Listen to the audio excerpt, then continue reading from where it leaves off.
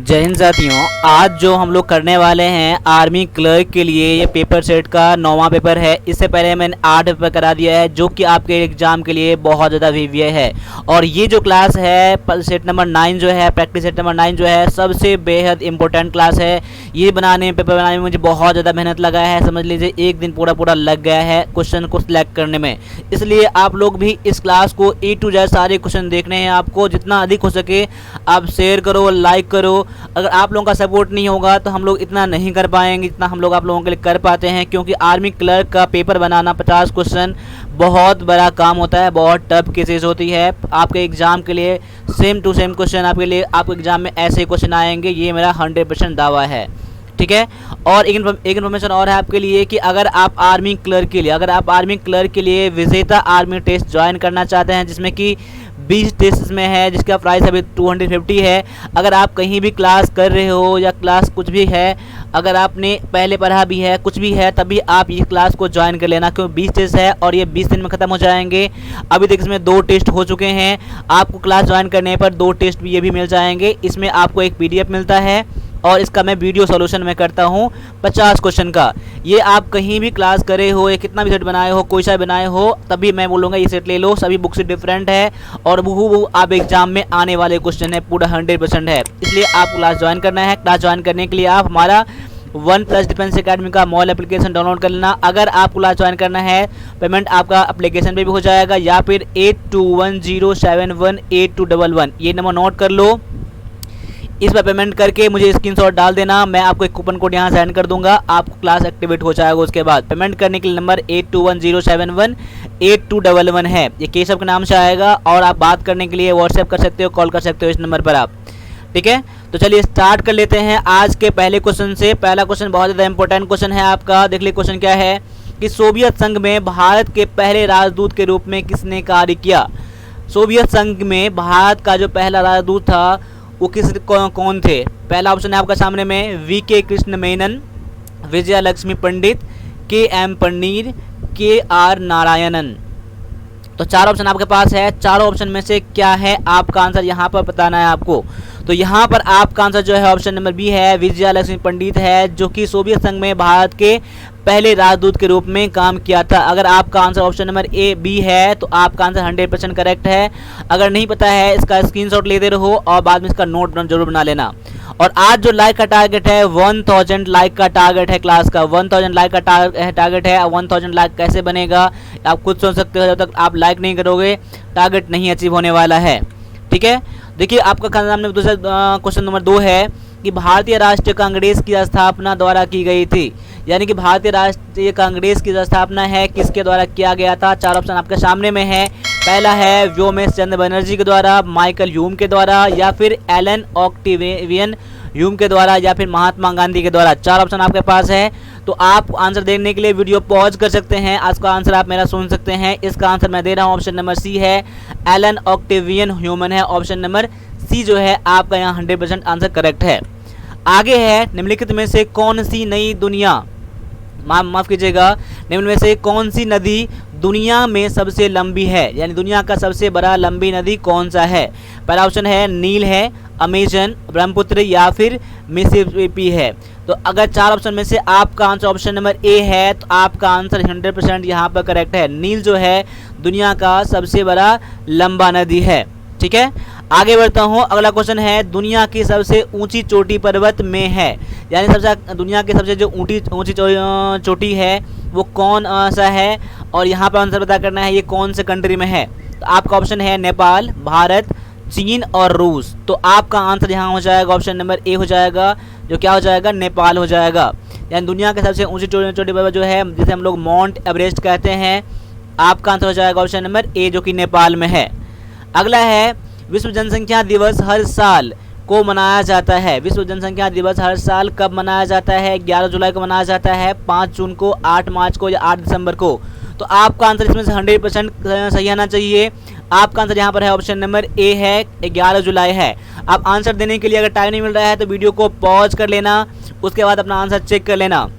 अगर आपको लग रहा है कि आपका इंग्लिश वीक है तो आप मुझे इस नंबर पर कांटेक्ट करके OnePlus डिफेंस एकेडमी का मोबाइल एप्लीकेशन डाउनलोड कर लेना, जो कि आर्मी क्लर्क के लिए बस क्लास चल रहा है इंग्लिश का, जो कि भले आपको आर्मी क्लर्क में आपको हेल्प करने वाला है। या फिर आप ई बुक लेने के लिए तभी मुझे इस पर मुझे व्हाट्सएप कर देना, इसका मैं लिंक भी डाल दूंगा डिस्क्रिप्शन में, वहाँ से भी आप क्लास को ज्वाइन कर सकते हो या फिर ई बुक ले सकते हो। अभी जो इंग्लिश का फ़ी है मात्र 500 का फ़ी है, ठीक है।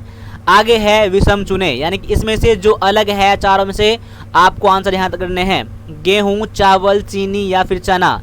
तो यहाँ पर आपका आंसर क्या हो जाएगा, चीनी हो जाएगा, क्योंकि देखिए गेहूँ, चावल और चना जो होता है वाटर में सोल्यूबल नहीं होता है, यानी मिक्स नहीं होने वाला है, लेकिन वाटर में, पानी में ये चीनी मिक्स हो जाता है, इसलिए आपका ऑप्शन नंबर सी जो है आपका आंसर 100% करेक्ट है, ठीक है। आगे है चींटी के डंक में निम्नलिखित में से कौन सा अम्ल मौजूद होता है। चींटी के डंक में कौन सा अम्ल मौजूद होता है। तो आपका आंसर आना चाहिए, सभी का आना चाहिए, क्योंकि इसमें पहले मैंने आपको ये क्वेश्चन करवा दिया था। यहाँ क्या है, ऑक्सैलिक एसिड है, और स्यूसिनिक एसिड है, टार्टरिक एसिड है या फिर फॉर्मिक एसिड है। तो चार ऑप्शन में से आपका आंसर ऑप्शन नंबर डी होना चाहिए, क्योंकि फॉर्मिक एसिड क्या है, चींटी के डंक में पाया जाने वाला अम्ल है, ठीक है। अगला है पौधे के प्रजनन अंग का नाम क्या है। पौधे में जो प्रजनन अंग होता है वो कौन सा होता है, क्या वो फूल होता है, पत्तियां होता है, तना होता है, जड़ें होता है। तो आपका आंसर यहाँ पर 100% सभी का आना चाहिए, क्या है, फूल है। लास्ट में कमेंट करके आप मुझे बताओगे कि 50 क्वेश्चन में से कितना क्वेश्चन आपका सही हुआ है। मुझे आपके कमेंट का वेट रहेगा। और अगर क्लास ज्वाइन करने में किसी तरह की प्रॉब्लम अगर हो रही है तो आपके पास जो नंबर है 9102195290 पर मुझे व्हाट्सएप या फिर कॉल कर देना। पेमेंट करने के लिए नंबर 8210718211 है, 8210718211 में है, जहाँ पर केशव नाम से आएगा। तो आप बुक लेने के लिए या फिर क्लास ज्वाइन करने के लिए या फिर टेस्ट सीरीज ज्वाइन करने के लिए पेमेंट इस पर कर सकते हो। अगला क्वेश्चन है, कलर ब्लाइंडनेस वाला व्यक्ति लाल रंग को किस प्रकार देखेगा। यानी कि जैसे कि कलर ब्लाइंडनेस रहेगा, ऐसे व्यक्ति जब लाल रंग को देखेगा तो उसे कैसा रंग दिखाई देगा, क्या यह पीला दिखाई देगा, नीला, हरा या फिर वायलेट दिखाई देगा। ये आपका दिखाई देने वाला रंग जो हो जाएगा उसका नीला रंग दिखाई देगा। ऑप्शन नंबर बी जो है आपका यहाँ पर 100% आंसर करेक्ट है। अगला क्वेश्चन है, मधुमेह का कारण क्या है। बहुत ज़्यादा इंपॉर्टेंट क्वेश्चन आपके सामने में है। मधुमेह का कारण क्या है, क्या चीनी की कमी या फिर कैल्शियम की कमी के कारण, इंसुलिन की कमी के कारण या फिर विटामिन की कमी के कारण।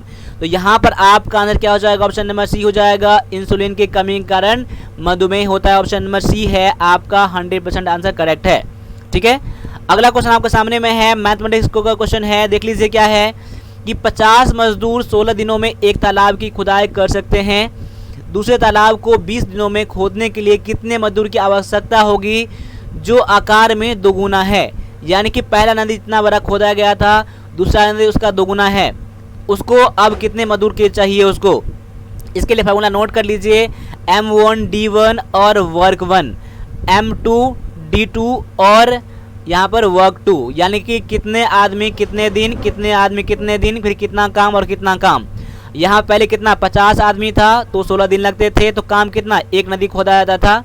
और यहाँ पर कितना है, अब दूसरा, अब आदमी कितने हैं पता नहीं मुझे, तो आदमी को मैं M छोड़ देता हूँ, मान लेता हूँ M है, और कितने दिन लगना है, 20 दिन लगना है। और काम कितना हो जाता है, काम दोगुना हो जाता है, क्योंकि दूना बड़ा नदी है ना, दोगुना। अब क्या कर लो, क्रॉस मल्टीप्लिकेशन कर लो, इसको इससे गुना कर लो, इसको इससे गुना कर लो। यहाँ कितना हो जाएगा, 20M हो जाएगा। ये कितना हो जाएगा, 50 गुना में 2 गुना में 16, 50 गुना 100 गुना 1600, यानी कि 20M बराबर में क्या हो जाएगा, 1600 हो जाएगा।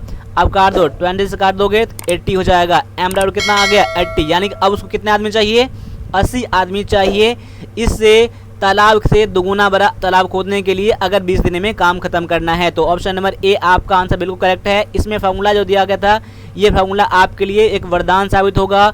अब याद कर लीजिए, कभी कभी क्या देगा, यहाँ पर घंटा भी दे देगा, H1 भी कर दोगे, H2 भी कर दोगे, या फिर यहाँ पर आपको वेजेस भी देगा, मजदूरी भी दे देगा, तो मजदूरी को आप नीचे में करोगे आप, ठीक है।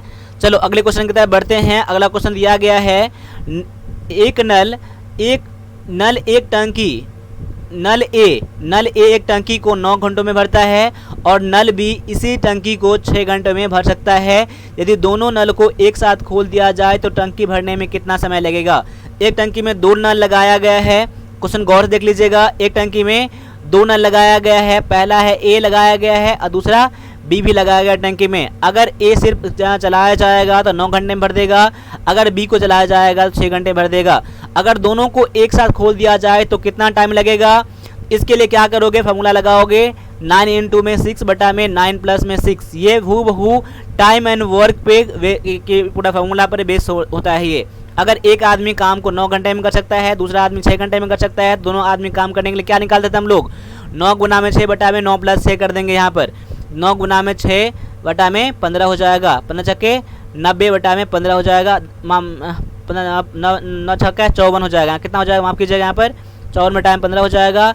5 15 तिया 45, 45 5 4 15 छक्के 90, 3.6 घंटा। यानी कि ऑप्शन नंबर यहाँ पर कर लीजिए, सी कर लीजिए। यहाँ पर देखिए स्विन मत करिए, यहाँ पर रहने दीजिए। नन ऑफ दीज क्या हो जाएगा? आपका आंसर हो जाएगा, आपका आंसर क्या है? 3.6 आर घंटा हो जाएगा। आपका आंसर ऑप्शन नंबर डी हो जाएगा। मैंने इसको चेंज कर दिया था, कोई बात नहीं, चेंज मत करिएगा। नन ऑफ दी एवं दिया गया है, ऑप्शन नंबर डी आपका यहाँ आंसर है। अगला क्वेश्चन है, सेमी में यानी सेंटीमीटर में एक घनाभ की विमाएँ 16 गुना में 14 गुना में 20 है, इसकी कुल पृष्ठीय क्षेत्रफल ज्ञात कीजिए। देखिए बहुत अच्छा सा क्वेश्चन है। अच्छा, आप इसमें क्या है, मेंसुरेशन का क्वेश्चन है ये, तो आपको मेंसुरेशन का सारा आपको फॉर्मूला याद होना चाहिए। चलो मैं इसको बताता हूँ कि देखिए आप घनाभ का संपूर्ण पृष्ठ का यानी कुल बोलें, कुल पृष्ठ का क्षेत्रफल या फिर संपूर्ण पृष्ठ का क्षेत्रफल ये बोलें, बात एक ही है। इसका फॉर्मूला क्या होता है? घनाभ के संपूर्ण पृष्ठ का क्षेत्रफल क्या होता है? 2 इंटू में लंबाई गुना में चौड़ाई प्लस में चौड़ाई गुना में ऊंचाई प्लस में ऊंचाई गुना में लंबाई होता है।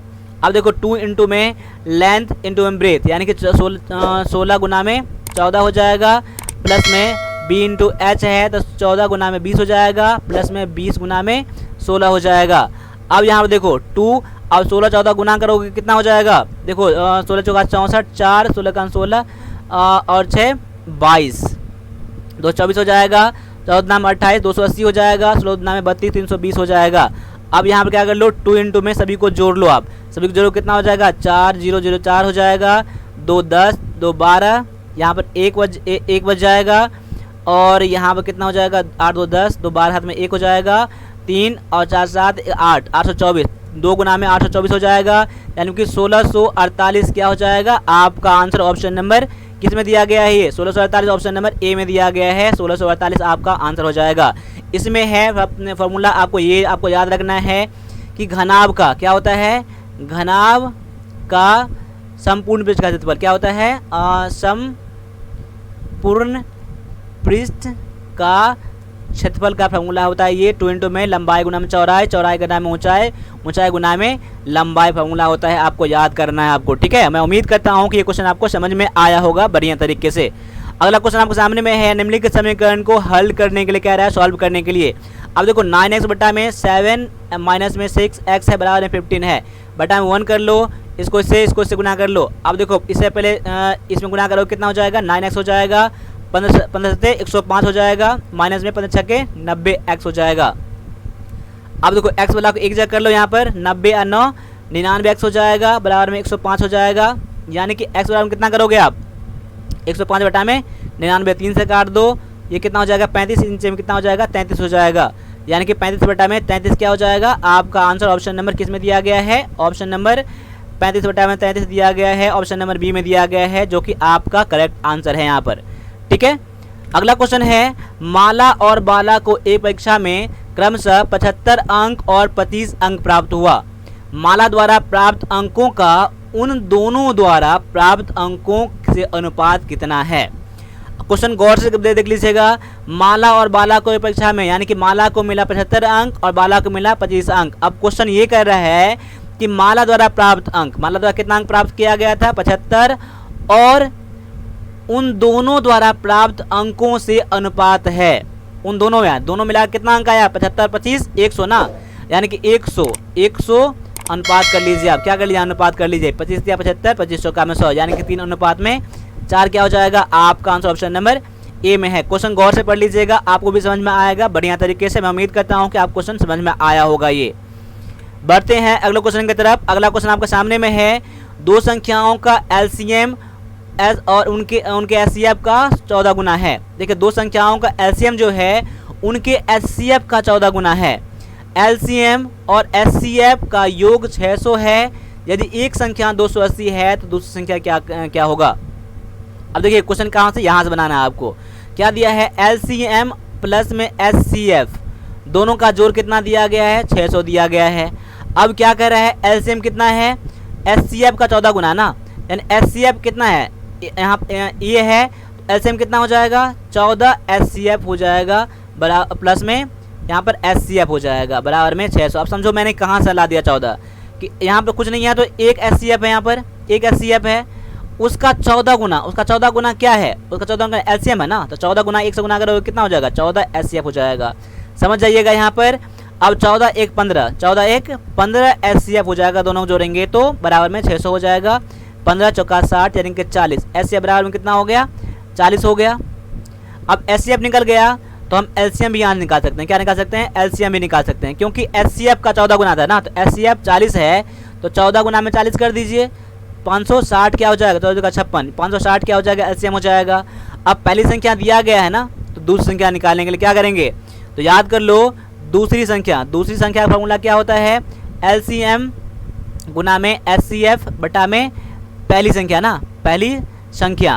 तो LCM कितना दिया गया था, 560 और SCF कितना गया था, 40, और पहली संख्या कितना दिया है, 280 दिया गया है। काट दो, यहाँ पर दोना हो जाएगा, तो 280 गुना में 2 करोगे तो 560 हो जाएगा, 40 गुना में 80, यानी दूसरी संख्या क्या निकल जाएगा, 80 निकल जाएगा, जो ऑप्शन नंबर सी में दिया गया है। ठीक है, अलग अलग मैंने बना दिया यहाँ पर, समझ जाइएगा। आपको वीडियो पॉज करके दोबारा आप देख लीजिएगा। आगे है, दिए गए विकल्पों में श्रृंखलाओं को पूरा करने के लिए कह रहा है, कितना है, 4 है, 9 है, 16 है, 25 है, तो अगला नंबर क्या आएगा। अब देखो 2 का स्क्वायर कितना दिया है, 2 का स्क्वायर है, या 3 का स्क्वायर है, ये 4 का स्क्वायर है, यहाँ 5 का स्क्वायर है, तो यहाँ पर क्या हो जाएगा, 6 का स्क्वायर हो जाएगा, जो ऑप्शन नंबर डी में दिया गया है, 36 हो जाएगा आपका यहाँ आंसर। ठीक है, आगे बढ़ता हूँ। अगला क्वेश्चन दिया गया है, राम अपनी कुल कमाई का 50% खर्च करता है। यदि वह 2000 रुपये खर्च करता है तो उसकी कुल कमाई क्या है। अब देखिए कुल कमाई का 50% यानी कि आधा खर्च कर लेता है। अब आधा के बराबर अमाउंट कितना दिया है, 2000 दिया है, यानी आप पूछ रहा है कुल कमाई यानी कि पूरा अमाउंट पूछ रहा है, तो पूरा अमाउंट कितना हो जाएगा, 2000 गुना में 2 यानी कि 4000 हो जाएगा। याद कर लीजिए, देखिए समझ लीजिए, यहाँ पर 50% यानी कि आधा ना, आधा 2000 है तो पूरा कितना हो जाएगा, 100% यानी कि 2 गुना हो जाएगा, यानी कि आपका 4000 क्या हो जाएगा, आंसर ऑप्शन नंबर ये सी में दिया गया है। ठीक है, उम्मीद करता हूं कि ये क्वेश्चन आपको समझ में आया होगा। आगे बढ़ता हूं। अगला क्वेश्चन दिया गया है, एक व्यक्ति ने एक ट्रांजिस्टर को 450 रुपया 10% के नुकसान पर बेचता है, यानी ट्रांजिस्टर को कितना बेचता है, 450 में बेचता है, जो कि 10% नुकसान पर बेचता है, यानी कि लॉस पर बेचता है। तो ट्रांजिस्टर का क्रय मूल्य कितना है, यानी कि कॉस्ट प्राइस कितना है। तो कॉस्ट प्राइस का फॉर्मूला क्या होता है, सेलिंग प्राइस गुना में 100, और जब लॉस होता है तो 100 माइनस में लॉस परसेंट करते हैं हम लोग। ठीक है, अब सेलिंग प्राइस कितना है, 450 गुना में 100 बटा में ये हो जाएगा 90, क्योंकि 100 और 10 घटाओगे यहाँ पर, लॉस परसेंट यहाँ पर है ना, यहाँ पर तो यहाँ कितना 90 हो जाएगा ना, 90 मैंने कर दिया। अब काट दो यहाँ पर 5 यानी 500 क्या हो जाएगा आपका क्रय मूल्य, ऑप्शन नंबर ये बी में दिया गया है। अब यहाँ फॉर्मूला ये है, आपको सॉल्व जैसे करना है कर लेना। ठीक है, 100 माइनस 10 मैंने करा था कितना 90 आ गया यहाँ पर ना। फॉर्मूला आपको याद होना चाहिए, क्योंकि आर्मी के एग्जाम में फॉर्मूला भी एक तरह से क्वेश्चन ही है, कभी कभी फॉर्मूला ही आपको क्वेश्चन में पूछ दिया जाता है। आगे है 89 यानी कि 89 को पूर्ण वर्ग बनाने के लिए उनमें कौन सी न्यूनतम संख्या जोड़ी जाए। अब देखो पूर्ण वर्ग किसे कहते हैं, यानी देखो 4 क्या है, पूर्ण वर्ग है, क्योंकि 2 का स्क्वायर कितना होता है, 4 होता है, 3 का स्क्वायर कितना होता है, 9, तो 9 क्या है, पूर्ण वर्ग है। 4 का स्क्वायर कितना होता है, 16, यानी 16 क्या है, एक पूर्ण वर्ग है। उसी तरह से 89 में कम से कम कौन सी नंबर ऐड करेंगे तो ये पूर्ण वर्ग बन जाएगा। अब देखो 9 का स्क्वायर कितना होता है, 81 होता है, जो कि इसका पहले वाला है, और 10 का स्क्वायर कितना होता है, 100 होता है, जो कि इसके बाद वाला है।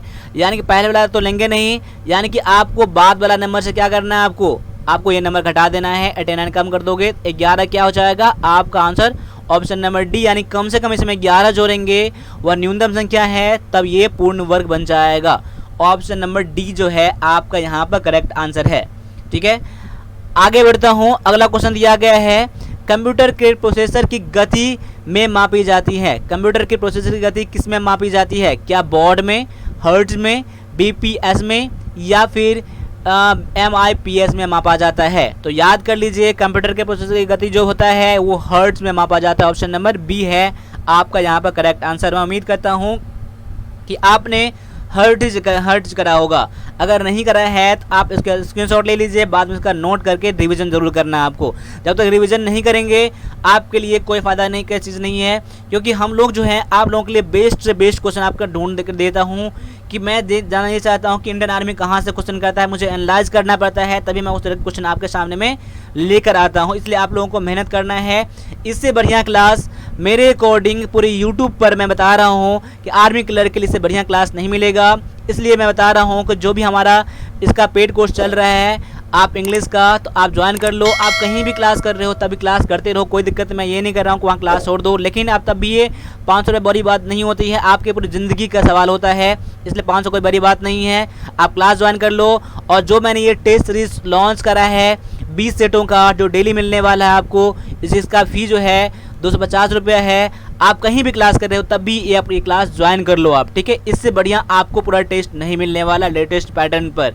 आप एग्जाम में ऐसे क्वेश्चन पूछने की पूरी संभावनाएं हैं। मैं कोशिश कर रहा हूं कि वैसा का वैसा सेम क्वेश्चन जहां से कोई इंडियन आर्मी क्वेश्चन सेट करता है मैं वो क्वेश्चन आपके सामने में लेकर आता हूं। बाद में की ई बुक भी है आपके लिए, तभी वो ही परचेज कर सकते हो। इसका मैंने लिंक डाल दिया है डिस्क्रिप्शन में, या फिर इतना मुझे कॉल या व्हाट्सएप करके भी आप ले सकते हो।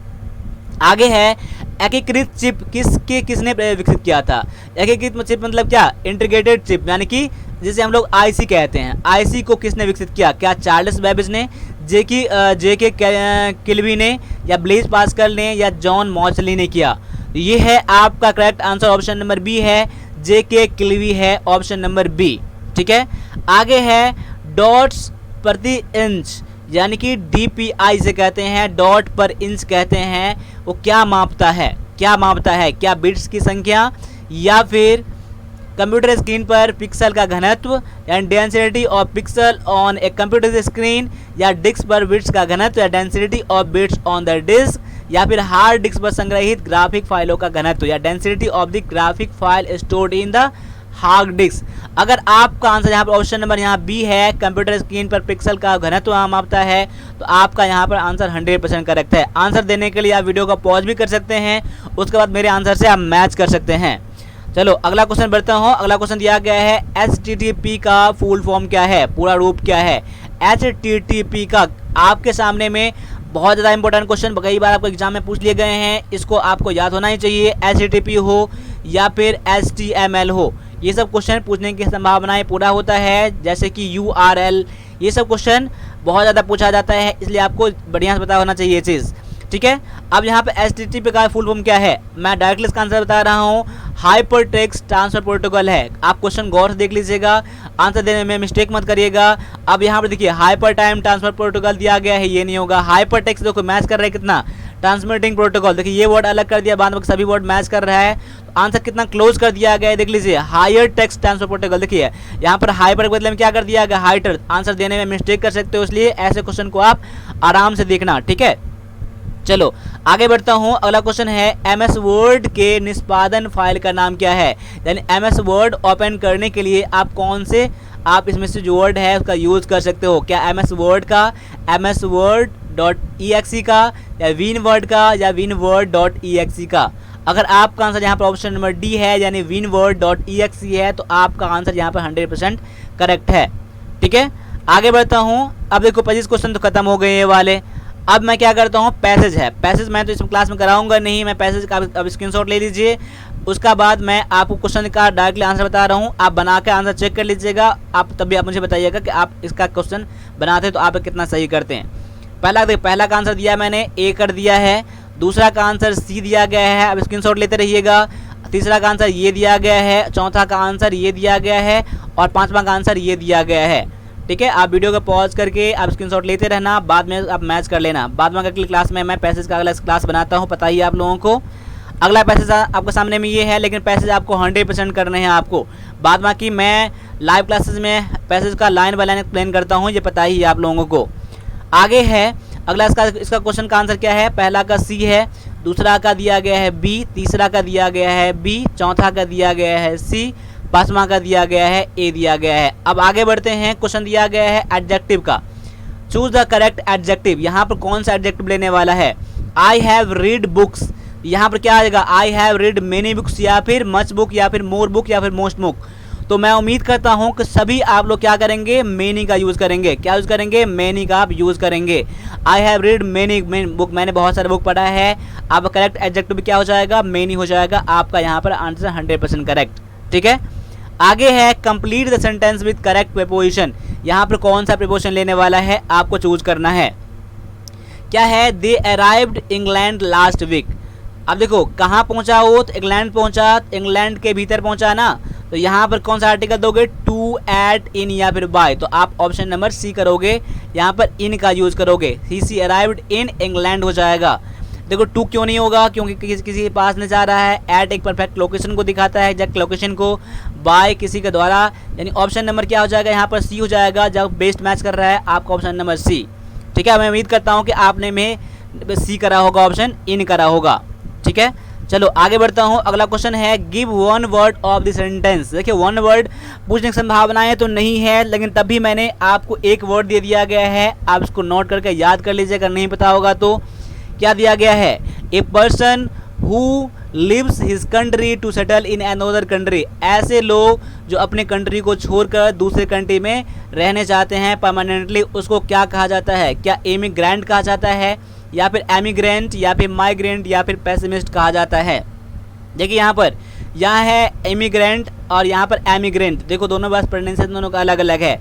ऑप्शन नंबर बी हो जाएगा EMIGRANT, यानी कि एमिग्रेंट हो जाएगा आपका आंसर। ऐसे पर्सन जो अपने कंट्री को छोड़कर दूसरे कंट्री में परमानेंटली रहने जाते हैं, उसे क्या कहते हैं, एमिग्रेंट कहते हैं। ऑप्शन नंबर बी आपका यहाँ पर करेक्ट आंसर है। आगे है choose the correct article. Let's go to beach, यहाँ पर कौन सा आर्टिकल आएगा, लेट्स गो टू। यहाँ पर कोई ना कोई कहाँ चलने के लिए कह रहा है, कोई ना कोई प्रॉपर यहाँ बीच होगा, इसलिए यहाँ पर ऑप्शन नंबर सी हो जाएगा। द आर्टिकल का यूज करोगे, डिफरेंट आर्टिकल का। ठीक है, आगे बढ़ता हूँ। अगला क्वेश्चन दिया गया है fill in the blank with most suitable article. यहाँ क्या है, do you see blue sky, do you see blue sky. तो यहाँ पर कौन सा आर्टिकल दोगे, ए एंड द या फिर नो आर्टिकल। तो आप बोलोगे सर मैं तो यहाँ पर द का यूज करूंगा। जानते ही हो स्काई के पहले क्या आता है, द आता है, इसलिए यहाँ पर आपको द का यूज करना पड़ेगा। ठीक है, आगे है fill in the blank with suitable article. फिर भी आपको यहाँ पर आर्टिकल देने हैं आपको। Plants gain energy, plants get energy from the light of sun. यहाँ क्या हो जाएगा, ए एंड द या फिर no article. Plant gain energy from light of the sun हो जाएगा। ऑप्शन नंबर सी आपका यहाँ पर करेक्ट आंसर है। आगे है each of the each sentence is divided into 4 parts. One part of the sentence contains an error. Indicate the part which has an error. कौन से पार्ट में एरर है आपको यहाँ पता करना है। तो क्या दिया है, Mr Anand is planning to settle in Delhi as soon as he will retire in August next year. अब देखिए यहाँ पर कहाँ पर एरर है, क्वेश्चन दोबारा पढ़ लीजिएगा, वीडियो पॉज कर लीजिएगा अगर टाइम चाहिए आपको तो। यहाँ पर जो एरर है मैं बता रहा हूँ, ऑप्शन नंबर ये सी में दिया गया है। ऑप्शन नंबर किस में दिया गया, सी नहीं, आप डी में करना होगा आपका आंसर, क्योंकि देखो यहाँ से यहाँ तक डी वाला पार्ट है ना। अब देखो यहाँ सेंटेंस कंडीशन लगाया गया है, जब कंडीशन लगा दिया गया है तो आप विल का यूज़ तो नहीं करोगे, तो क्या यूज़ करोगे, ही रिटायर्स। क्या हो जाएगा, ही रिटायर्स। क्या हो जाएगा, विल हटा दोगे, यहाँ पर रिटायर्स कर दोगे तो आपका सही हो जाएगा। तो एरर किस में था, पार्ट नंबर डी में था, क्योंकि आपने पढ़ा है ना दो सेंटेंस क्या होता है, एक सेंटेंस जब कंडीशन लगा हो तो जिसमें कंडीशन लगा होता है प्रेजेंट इंडेफिनिट में यूज़ किया जाता है। ऑप्शन नंबर जो डी है इसका करेक्ट आंसर है। आगे है आपका एरर सही क्वेश्चन है। ये क्वेश्चन क्या है, the 2 first chapters of the book are very interesting, the remaining ones are boring. No error. अब यहाँ पर देख लीजिए क्या है, the 2 first chapters of the book. Error कहाँ मिल जाएगा, पहले पार्ट में एरर मिल जाएगा। अब एरर क्या है, अब देखिए जब ऑर्डिनल एडजेक्टिव आता है ना तो पहले क्या आता है, पहले ऑर्डिनल एडजेक्टिव आएगा, फिर उसके बाद का 2 का यूज़ करोगे। यहाँ क्या यूज़ करोगे आप, फर्स्ट 2 चैप्टर्स हो जाएगा। क्या हो जाएगा, चैप्टर्स हो जाएगा, फर्स्ट 2 होगा, 2 फर्स्ट नहीं होगा। यहाँ क्या होगा, फर्स्ट 2 चैप्टर्स हो जाएगा। ऑप्शन नंबर ए में इसलिए एरर है। ठीक है, आगे बढ़ता हूँ। अगला क्वेश्चन दिया गया है, एरर सही क्वेश्चन है। आप यहाँ देख लीजिए क्या है, look at what I am doing and do like I do. No error. यहाँ देख लीजिए, look at what I am doing, जो मैं करता हूँ उसको देखो जैसा मैं कर रहा हूँ। एंड डू, एरर किस में है, पार्ट नंबर आपको सी में एरर है यहाँ पर। डू लाइक नहीं आएगा, क्या आएगा यहाँ पर, लाइक नहीं आएगा, क्या आएगा, what, do what I do या फिर एज आई डू, क्या करोगे, एज आई डू, यानी वॉट यूज कर दो या फिर क्या कर दो, एज यूज कर दोगे तो आप बिल्कुल आपका आंसर सही हो जाएगा, लेकिन यहाँ पर लाइक का यूज नहीं करोगे। ठीक है, आगे चलो, अगला क्वेश्चन है आपका PQRS से क्वेश्चन है, आपको मैच करना सेंटेंस आपको एक प्रॉपर सीक्वेंस में। देखो, a lot of work did I yesterday, अब सेंटेंस कहाँ से स्टार्ट हो रहा है, यहाँ पर आई से स्टार्ट हो रहा है, यानी कि आर से।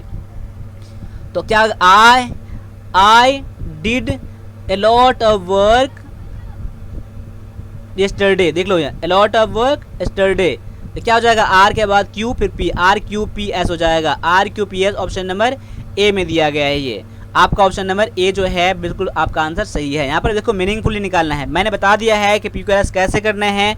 PQRS करने के लिए सभी तरीका आपको यूज़ करना होगा, इसका मीनिंग भी निकालना होगा, ऑप्शन का हेल्प लेना पड़ेगा, ग्रामेटिकल रूल है वो पता करना होगा, सारे तरीका। ये चीज़ कब होगा कंप्लीट आपका, जब प्रैक्टिस करोगे मैक्सिमम, तब आपका हो जाएगा ये चीज़। ठीक है, आगे बढ़ता हूँ, अगला क्वेश्चन है, you are required to rearrange these parts which are labelled PQRS to produce the correct sentence. आप क्वेश्चन ये भी PQRS का क्वेश्चन है। अब देखो क्या सेंटेंस कहाँ से स्टार्ट होने वाला है, पहले वो पता कर लो, थोड़ा सा हिंट मिल जाएगा आपको। On their income as long, अब जैसे यहाँ सेंटेंस यहाँ से ऑन देयर से स्टार्ट होगा नहीं, देयर देखो, देयर कब आएगा, यहाँ पर दे दिया गया ना, देख लो देयर का यूज़ किया गया, कभी भी एस के बाद ही पी आने वाला है। अब देखो सेंटेंस आपका यहाँ से नहीं होगा, आपका सेंटेंस देखो, mutual funds are not taxed, sentence आपका यहाँ से स्टार्ट हो सकता है। मैं आगे देखता हूँ, इन the internal revenue code, sentence आपका यहाँ से स्टार्ट नहीं होगा। दे कंप्लाई विथ, अब दे किसके लिए यूज़ किया गया है, अब यहाँ भी पता नहीं है मुझे, यानी कि सेंटेंस आपका ऐसे भी नहीं होने वाला है, यानी कि सेंटेंस आपका क्यू से होने वाला है। तो क्योंकि देखो क्यू के लिए, म्यूचुअल फंड्स के लिए यहाँ पर दे का यूज़ किया गया है। देखो mutual funds are not taxed, देखो mutual fund are not tax, sentence आप पी का यूज़ करोगे नहीं, पता है। देखो नॉट टैक्स, और देखिए यहाँ पर हो सकता है, यहाँ पर क्यों नहीं होगा, देखो mutual funds are not taxed, they comply with, देखिए they comply with requirement established on their income as are, फिर क्या करोगे, अगर मान लो in the internal revenue code, क्या हो जाएगा, mutual funds are not taxed, they comply with requirement established on their income as long as in the internal revenue code. देखिए ऑप्शन नंबर क्या हो जाएगा, क्यू के बाद यहाँ पर एस के बाद देखो establish in internal code on their, देखिए ऑप्शन नंबर आपका यहाँ क्या हो जाएगा, डी हो जाएगा correct answer. Option number D यहाँ पर आपका करेक्ट आंसर है, मैच कर लीजिएगा, सेंटेंस पढ़ कर देख लीजिए, सेंटेंस का मीनिंगफुली निकल रहा है आपका।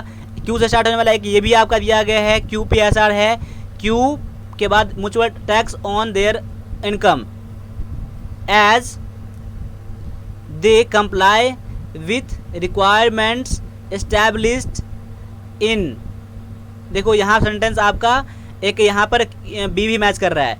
अब देख लो यहाँ पर क्यू और डी और बी मैच कर रहा है, यहाँ पर देख लो यहाँ बेस्ट आपके लिए क्या रहेगा, mutual fund are not tax on their income as long and on their income.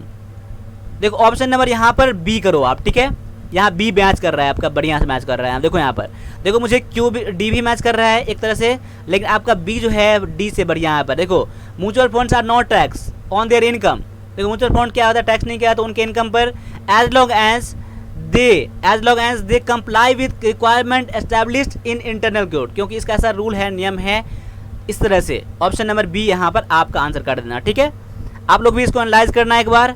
आगे है सेंटेंस आपका PQRS से क्वेश्चन ये भी आपका है, तो सेंटेंस आप क्या है, फूड सिक्योरिटी बिकॉज, सेंटेंस आगे बढ़ता हूँ, for the majority of the paper rural paper. आगे है agriculture production is important for it is a source of income. अब देखो, आपको जब चारों सेंटेंस पढ़ रहे हो तो आपको लग रहा होगा, थोड़ा सा हिंट है कि आर से सेंटेंस आपका स्टार्ट हो सकता है। ये जरूरी नहीं है कि आर से स्टार्ट होगा, लेकिन आर से लग रहा है तो आर से स्टार्ट होने वाला मैं देख लेता हूँ। ऑप्शन एक सी में दिया गया है। जैसे मुझे आर से लगेगा तो आर के बाद पी मेरा मैच करना चाहिए, एस मैच करना चाहिए और क्यू मैच करना चाहिए। इस तरह से अगर मैच कर गया तो मेरा आंसर मैच कर जाएगा। अब मैं ये आर से मैंने स्टार्ट करा है तो ये जरूरी नहीं है कि आप सेंटेंस आपका आर से ही होगा। अगर मेरा आगे जाकर मैच नहीं करेगा तो मैं चेंज कर लूँगा, लेकिन मोस्ट प्रोबेबली है कि आपका आर से ही स्टार्ट है। यहाँ पर है agriculture production is important for, important R के बाद पी, इम्पोर्टेंट फॉर किसके लिए इम्पोर्टेंट है, किसके लिए इम्पोर्टेंट है, फूड सिक्योरिटी के लिए। क्योंकि पी के बाद मुझे एस, क्योंकि it is source of income for majority of people. क्योंकि किसके लिए ये है हेल्पफुल है, तो बहुत सारे लोगों के, गरीब लोगों के लिए, ठीक है, ग्रामीण लोगों के लिए। ऑप्शन नंबर यहाँ पर सी जो है बेस्ट मैच कर रहा है, यही आपका यहाँ पर आंसर है। इसको आप ऐसे भी कर सकते हो, ठीक है। आगे है select the most appropriate synonym. Synonym किसका, स्टेराइल का आपको सैनोनिम पता करना है। तो इसके लिए 4 वर्ड दिया गया है, प्योर, प्रोडक्टिव, बैरन और सॉर्डिड है। तो अब देखो स्टेराइल मतलब क्या होता है, ये होता है बांझ होता है। क्या होता है, बांझ या फिर बंजर। क्या कर लो आप, बंजर कर लो, बंजर, बंजर भूमि होती है ना, जन अनउपजाऊ। तो देखो यहाँ पर बैरन दिया गया है, अनउपजाऊ दिया गया है, बंजर दिया गया है। आपका आंसर ऑप्शन नंबर यहाँ सी हो जाएगा। प्योर जानते हो, प्योर मतलब क्या होता है, शुद्ध होता है। प्रोडक्ट मतलब क्या होता है, उपजाऊ होता है, उत्पादन होता है। और सॉलिड मतलब क्या होता है, सॉलिड मतलब होता है घिनौना। क्या होता है, घिनौना होता है। तो यहाँ पर जो हो जाएगा आपका answer best option number C हो जाएगा, बैरन, ठीक है। आगे बढ़ता हूँ, अगला क्वेश्चन है choose the best express inhibit. Inhibit के लिए आपको पता करना है, सैनोनिम पता करना है। इनहिबिट के लिए 4 वर्ड है, हैम्पर, बोस्ट, अप्रूव और एंड। तो यहाँ पर देख लो, इनहेबिट के लिए जो आप, इनहेबिट मतलब क्या होता है, ये होता है रोकना होता है। क्या होता है, रोकना होता है, रोकना होता है, ठीक है। ऑप्शन नंबर ए जो है हैम्पर जो है बिल्कुल करेक्ट हो जाएगा। हैम्पर मतलब क्या होता है, रोकना होता है, ठीक है। अब देख लो बोस्ट मतलब क्या होता है, आप याद कर लेना, बोस्ट मतलब डिंग मारना होता है, हाँकना होता है। अप्रूव मतलब क्या होता है, स्वीकृति होता है। एंड मतलब क्या होता है, समाप्त होता है, अंत होता है। यानी ऑप्शन नंबर ए जो है इसका बेस्ट मैच कर रहा है यहाँ पर। आगे दिया गया है एंटोनिम ऑफ एसेंट। एसेंट के लिए 4 वर्ड है, फाइंड, लूज, रिफ्यूज और डल। तो यहाँ पर एंटोनिम पता करना है। एसेंट मतलब क्या होता है, स्वीकृति होता है। क्या होता है, स्वीकृति होता है। तो यहाँ पर रिफ्यूज मतलब क्या होता है, मना करना होता है। और स्वीकृति होता है, क्या होता है, अस्वीकृति होता है, रिफ्यूज मना करना होता है। ऑप्शन नंबर सी जो है इसका एंटोनिम पार्ट है इसका, ठीक है। इसलिए बेस्ट इसका आंसर है ऑप्शन नंबर सी। फाइंड मतलब क्या होता है, ढूंढना होता है। लूज मतलब खो देना होता है। डल मतलब सुस्त होता है, ठीक है। इस तरह से मैं 50 क्वेश्चन मैंने कराया है आपको। ये क्लास में उम्मीद करता हूँ कि आपको अच्छा लगा होगा। ऐसे ही क्लास को आप लास्ट तक जरूर देखें और क्लास को एक शेयर जरूर कर देना, अपने फ्रेंडों में बता देना कि यहाँ पर लाइव क्लासेस भी चलते हैं। आपको श्योर सक्सेस के लिए आपको ये क्लास ज्वाइन करना ही है। आप इंग्लिश का डर पूरा खत्म हो जाएगा, इंग्लिश में पास कर जाओगे, पर ज़िंदगी बन जाएगा आपका। इसलिए आप कहीं भी क्लास कर रहे हो तभी आप, हमारा ई बुक है, आप क्लास है, बाद में कभी जो 20 टेस्ट का चल रहा है, सीरीज चल रहा है, वो आप ज्वाइन कर लेना। 100% आपको सक्सेस मिलेगा अगर आप मन से पढ़ते हो तो, ठीक है। मैं इतना ही कहना चाहता हूँ। बाद में कि आप लोग खुद समझदार हो, आप लोग खुद एनालाइज कर सकते हो कि मैं क्या दे रहा हूँ आप लोग को क्वालिटी और कैसा दे रहा हूँ। आपको खुद पता होना चाहिए। आप लोग खुद चर्चा कर सकते हो, अपने आप में एनालाइज कर खुद से पूछ सकते हो कि सर हमारे लिए क्या करते हैं, ठीक है। मुझे बताने की ज़रूरत नहीं है। तो आज के लिए इतना रहने दीजिए, मिलते हैं अगले क्लास में। तब तक के लिए सभी से एक बार जय हिंद,